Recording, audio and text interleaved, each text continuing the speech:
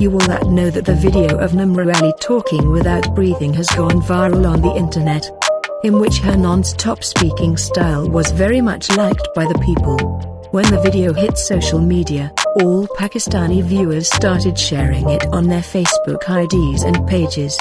And seeing this, Nimra Ali's popularity increased overnight. Following this viral interview, many private TV channels invited Nimra Ali to their morning shows, in which questions were asked about her fast-speaking style.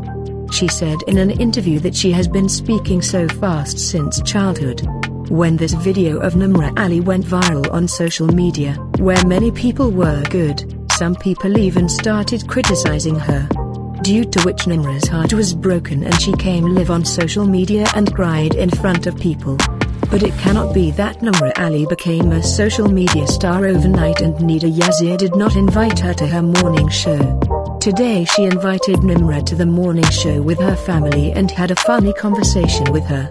Let's see some beautiful pictures of them.